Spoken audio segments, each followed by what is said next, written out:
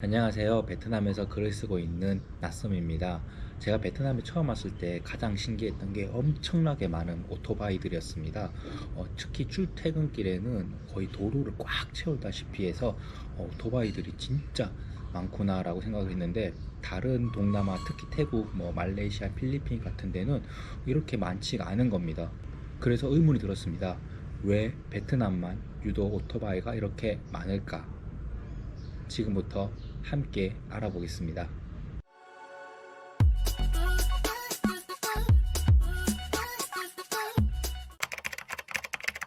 시간을 조금 되돌려서 1995년으로 돌아가겠습니다.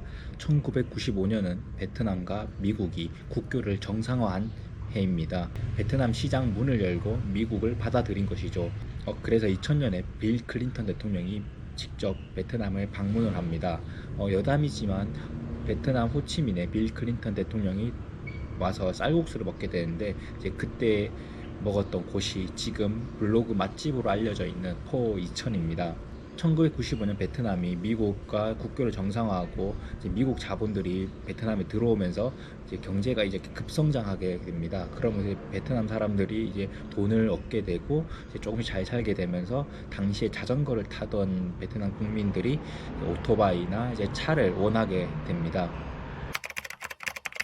오토바이는 당시에 중국에서 부품을 들어와서 베트남에서 만든 되게 약간 조잡하고 예쁘지도 않은 오토바이들이 팔리고 있었습니다. 그런데 1995년 혼다가 이제 베트남에 진출하게 됩니다. 이미 혼다는 태국에서 성공적으로 사업을 하고 있었고, 예쁘고 값싼 오토바이들이 이제 베트남에 출시가 되게 됩니다. 값싸고 이쁜 혼다 오토바이들이 베트남 국민들에게 사랑을 받게 됩니다. 지금은 오토바이가 완전 현지화돼서 더 값싸면서도 예쁘고 기술력까지 있는 오토바이가 되면서, 혼다라는 브랜드 자체가 어떻게 보면 오토바이의 고유 명사가 될 정도로 베트남에서는 아주 굳건한 이미지를 구축하게 됩니다. 단순히 혼다가 빠른 현지화 진출로 성공을 했다고 보긴 어렵습니다. 거의 20년 가까이 경제가 발전하면서 대중교통 인프라는 크게 발전하지 못했습니다. 지금 인구 1000만 명이 가까이 되는 하노이, 호치민 같은 대도시에도 아직도 지하철이 없습니다. 이게 혼다도 도어 투 도어 전략으로 문을 열자마자 오토바이 타고 목적지까지 바로 갈 수 있다는 전략으로 홍보를 하면서, 지금은 당연히 오토바이 타고 움직이게 된다는 인식이 베트남에 만들어지게 된 것이죠. 마지막으로 베트남에선 모든 생활 시스템들이 오토바이 중심으로 되어 있습니다. 20년이 넘는 기간 동안 베트남은 철저히 오토바이 중심으로 발전을 하여 왔고, 모든 생활 시스템, 상업 시스템, 경제 시스템들이 모두 오토바이 중심으로 돌아가게 됐습니다. 한 예로 베트남 인도를 보면 이게 사람이 걸어 다닐 곳인가 싶을 정도로 오토바이들 주차장으로 활용이 되고 있습니다. 베트남에서는 우스갯소리로 세 발자국만 넘어가도 오토바이를 타야 된다는 말이 있습니다. 그만큼 오토바이가 굉장히 일상화되어 있고, 걸어 다니는 사람들은 대부분 외국인이나 관광객들입니다. 그만큼 오토바이를 타고 안 타고가 베트남에서 생활하는 거에 대해서 천지 차이로 차이가 나기 때문에 오토바이가 생활 필수품이 될 수밖에 없었습니다.